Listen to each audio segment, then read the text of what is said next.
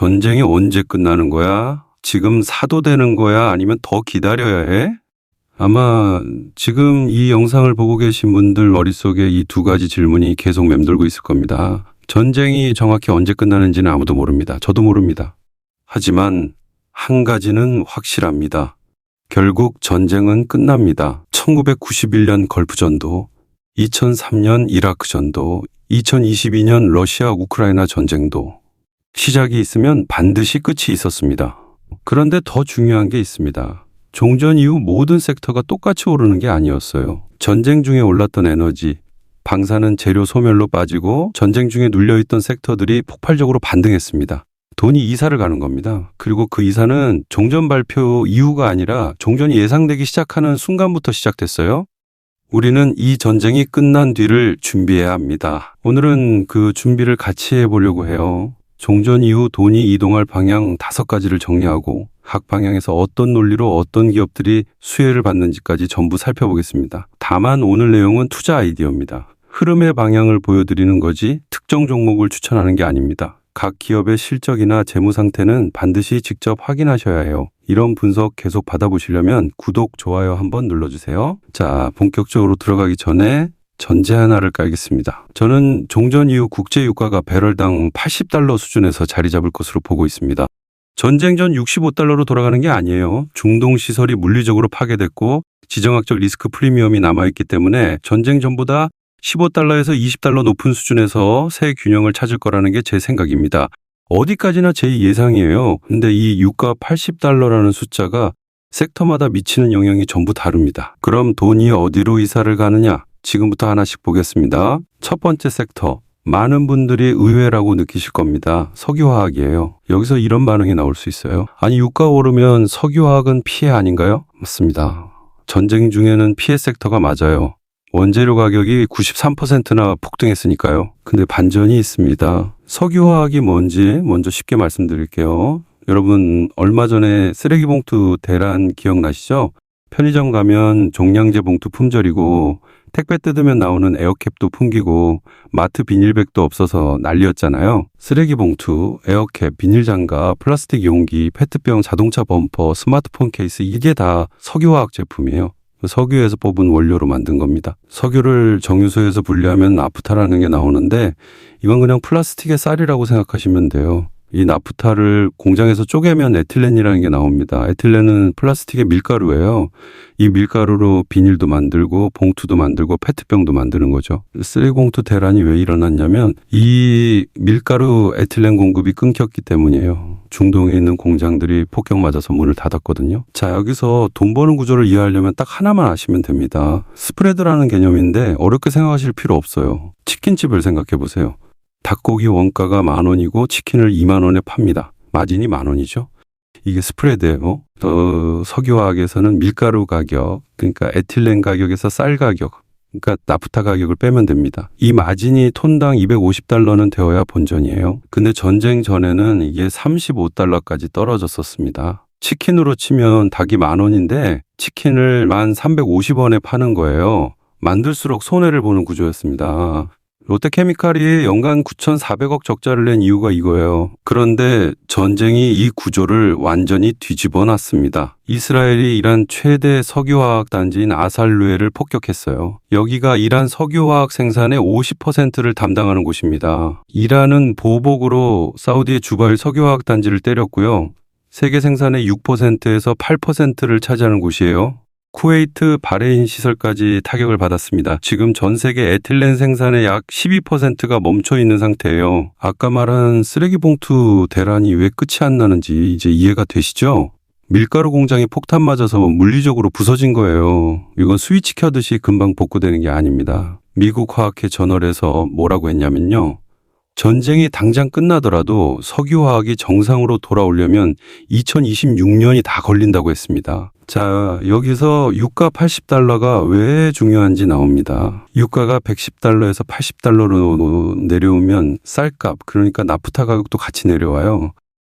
그런데 밀가루값, 에틸렌 가격은요. 공장이 부서져서 공급 부족이 계속되니까 높은 수준에서 유지됩니다. 다시 치킨집으로 돌아가면 닭고기 가격은 내려갔는데 치킨 값은 안 내려가는 상황인 거예요. 마진이 확 벌어집니다. 저는 이걸 골든 스프레드라고 부릅니다. 원가는 내려오는데 제품가는 높게 유지되는 구간이에요. 여러분 동네에서 쓰레기 봉투가 아직도 품귀라면 그게 바로 석유화학 투자의 신호입니다. 4년간 업황 최악이었던 석유화학이 전쟁 때문에 턴어라운드 기회를 잡게 된 셈이죠. 이런 의문이 드실 수 있어요. 나프타 공급도 줄어드는 거면 나프타 가격도 올라가는 거 아니야? 네, 맞습니다. 실제로 전쟁 중에 나프타 가격이 93% 올랐거든요. 그런데 여기서 결정적인 차이가 있어요. 나프타는 대체할 수 있는 길이 있습니다. 중동산이 막히면 미국산, 아프리카산, 동남아산으로 돌릴 수 있어요. 완벽하진 않지만 물량 자체를 다른 데서 끌어올 수는 있는 거죠. 실제로 한국이 미국산 원유 비중을 0.2%에서 16%까지 올려온 게 그 증거예요. 그리고 유가가 110달러에서 80달러로 내려오면 나프타 가격도 같이 끌려 내려옵니다. 나프타는 기본적으로 유가를 따라가는 원재료니까요. 반면 에틸렌은요? 대체가 안 됩니다. 에틸렌을 만들려면 나프타 분해 시설이라는 특수한 공장이 필요한데 이 공장이 물리적으로 부서진 거예요. 원유는 다른 나라에서 사올 수 있지만 부서진 공장은 다른 나라에서 사올 수가 없잖아요. 치킨집 비유로 돌아가면 이런 상황이에요. 닭고기는 다른 도매상에서 구할 수 있어서 가격이 어느 정도 조절이 됩니다. 그런데 동네 치킨집 절반이 불이 나서 문을 닫았어요.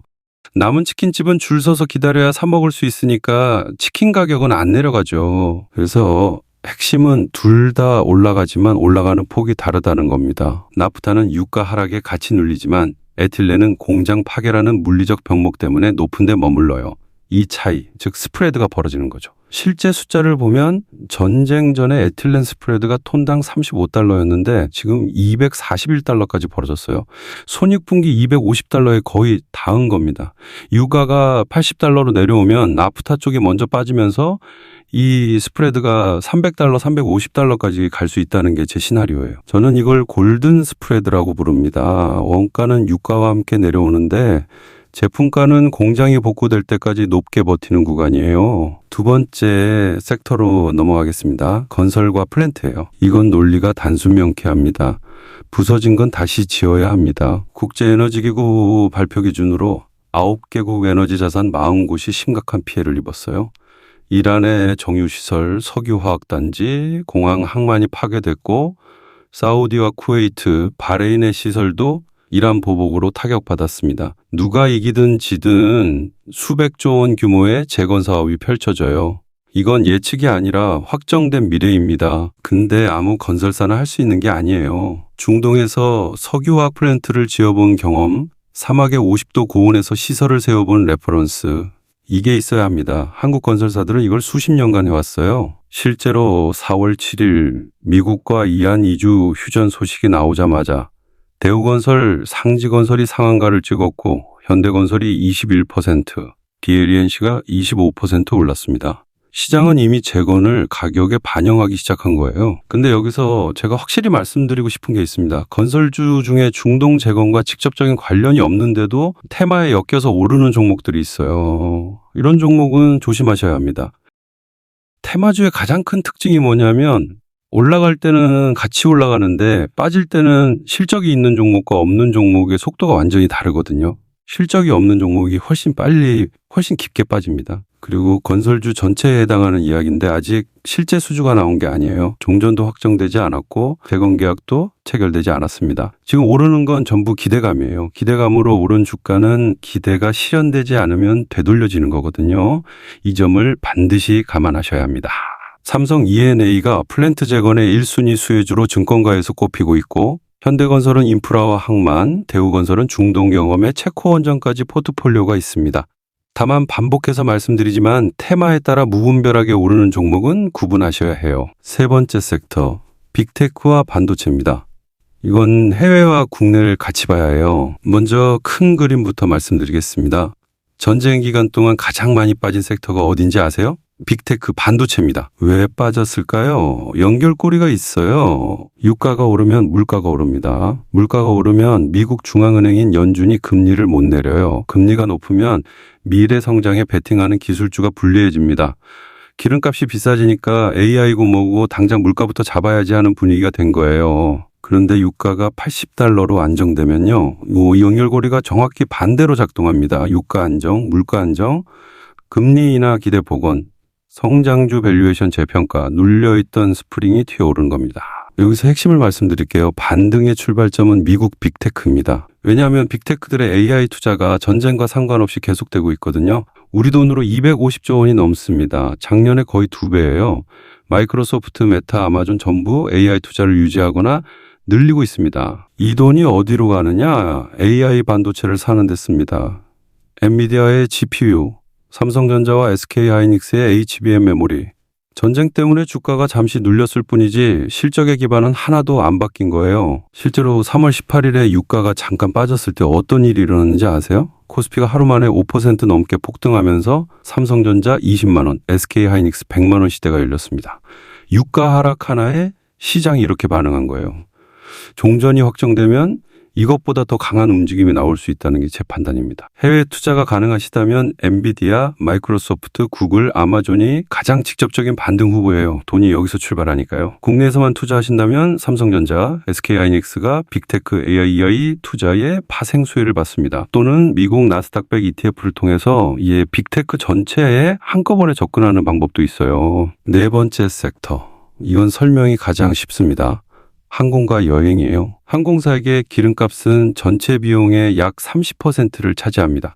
직원 월급보다 기름값이 더 많이 나가는 구조예요. 유가가 110달러에서 80달러로 내려온다? 배럴당 30달러가 떨어지는 겁니다. 항공사 입장에서 비용이 수천억 원 단위로 줄어들어요. 그리고 이 이익은 진짜 이익이에요. 기름값이 실제로 싸지니까 현금이 덜 나가는 거예요. 진짜 돈이 남는 겁니다. 비용은 줄어들고 수요는 늘어나고 양쪽에서 동시에 수혜를 받는 구조예요. 실제로 3월 24일 유가가 하루 11% 급락했을 때 항공주들이 일제히 반등했습니다. 대한항공이 대장주이고 제주항공, 진해와 같은 저가항공은 유가 민감도가 더 높아서 변동성은 크지만 반등폭도 클 수 있어요. 다섯 번째 섹터. 이건 다른 4개와 성격이 좀 다릅니다. 에너지 안보예요. 다른 섹터들이 종전하면 바로 반등이라면 에너지 안보는 전쟁이 끝나도 계속 가는 구조적 테마입니다. 장기적인 안목으로 바라보셔야 됩니다. 이번 전쟁이 전 세계에 남긴 교훈이 뭘까요? 호르무즈 해협 하나 막혔는데 세계 경제가 흔들렸습니다. 한국은 원유 수입의 70%를 중동에 의존하고 LNG 수입의 30%가 호르무즈를 통과해요. 이 해협 하나가 막히니까 기름값이 2배로 뛰고 공장이 멈추고 물가가 폭등했습니다. 올해 3월에 텍사스 휴스턴에서 시아위크라는 행사가 열렸어요. 에너지 업계에서는 CES 같은 최대 행사인데 쉐브론, 엑슨모빌, 토탈에너지 같은 글로벌 에너지 기업 CEO들이 다 모인 자리입니다. 올해 핵심 메시지가 뭐였냐면 쉘 CEO가 이렇게 말했어요. 어느 하나 중요하지 않은 에너지원이 없다. 석유도 가스도 원전도 태양광도 다 필요하다. 에너지 전환이 아니라 에너지 확장의 시대로 가고 있다는 겁니다. 독일 경제에너지 장관은 독일의 원전 폐쇄는 실수였다고 했어요. 탈원전의 상징이던 독일이 스스로 인정한 겁니다. 그래서 각국이 에너지 구조를 바꾸려고 하는데 이걸 시간축별로 3단계로 나눠서 보시면 됩니다. 1단계. 지금 당장 LNG 공급선 다변화, 중동산 대신 미국산 LNG를 더 가져오겠다는 거예요. 재밌는 게 전쟁 중인데 미국 천연가스 가격은 안 올랐어요. 아시아 LNG 현물은 60% 급등했는데 미국은 제자리입니다.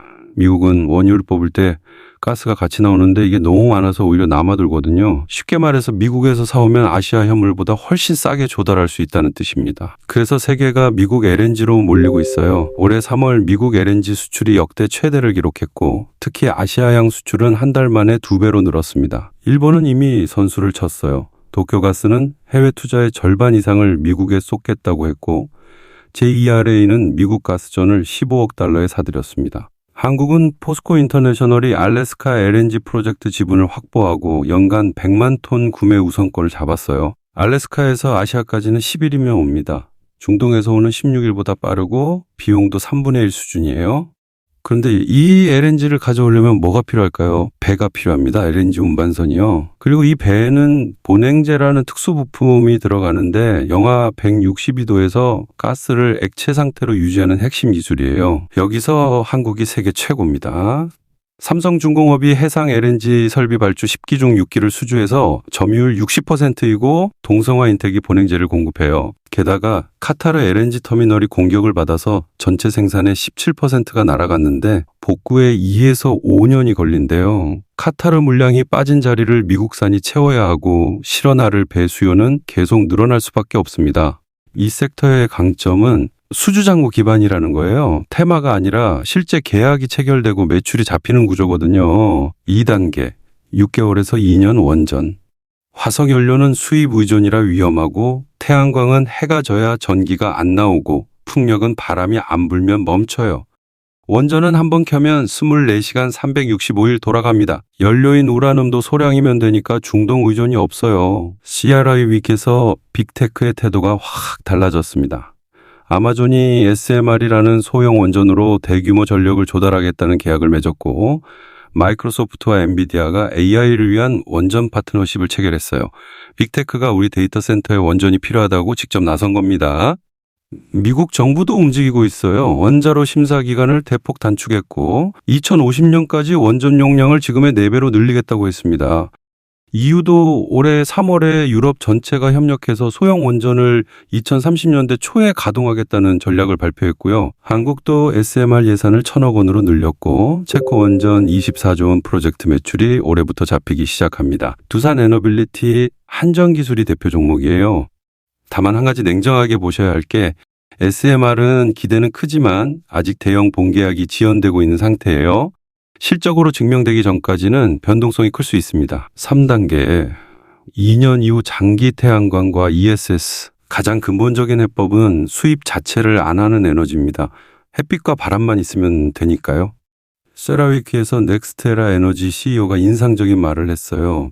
비용이 문제가 아니라 시간이 핵심이다. 원전은 짓는데 최대 15년, 가스터빈은 3년인데 태양광에 ESS를 붙이면 12에서 18개월이면 전력 공급이 가능하대요. AI 데이터 센터가 폭발적으로 늘어나는데 당장 전기가 부족하니까 태양광과 ESS로 먼저 깔고 나중에 원전을 추구하는 방식이 현실적 대안이 된 겁니다. 그리고 투자자 입장에서 주목할 건 ESS예요. 미국 하원에서 올해 2월에 중국산 ESS 수입 금지 법안이 발의됐는데 배터리 하드웨어뿐 아니라 소프트웨어까지 중국산을 전면 차단하겠다는 내용입니다. 이게 통과되면 미국에서 ESS를 현지 공급할 수 있는 건 한국 배터리 기업밖에 없어요. LG에너지솔루션이 지금 미국 내 유일한 비중국 ESS 현지 생산 기업이고 삼성 SDI가 내년부터 가동합니다. 하나솔루션이 태양광 대표주 LG에너지솔루션과 삼성 SDI가 ESS 수혜주예요. 정리하면 에너지 안보는 이렇게 보시면 됩니다. 지금 당장 돈이 되는 건 LNG 인프라, 1년에서 2년 안에 본격화되는 건 원전, 길게 보는 건 태양광과 ESS 3개가 시간차를 두고 순서대로 작동하는 구조예요. 자, 여기까지 5가지 방향을 전부 살펴봤습니다. 마지막으로 한 가지만 더 말씀드리겠습니다. 지난 영상에서 말씀드렸듯이 바닥은 이미 나왔다고 봅니다. 그렇다고 지금 당장 뛰어드시라는 얘기가 아니에요. 시장이 눌리는 시점이 반드시 옵니다.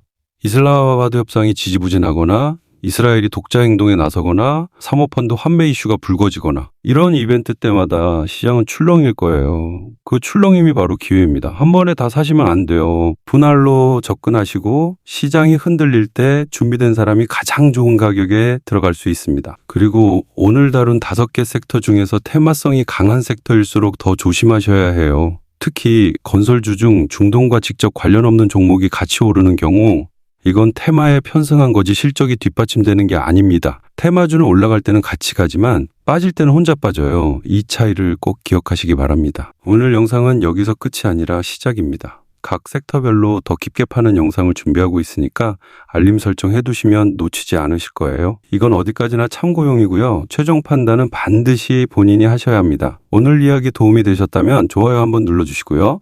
사또의 경제 이야기 구독과 알림 설정 꼭 해두시고요. 우리 같이 현명한 투자자 됩시다.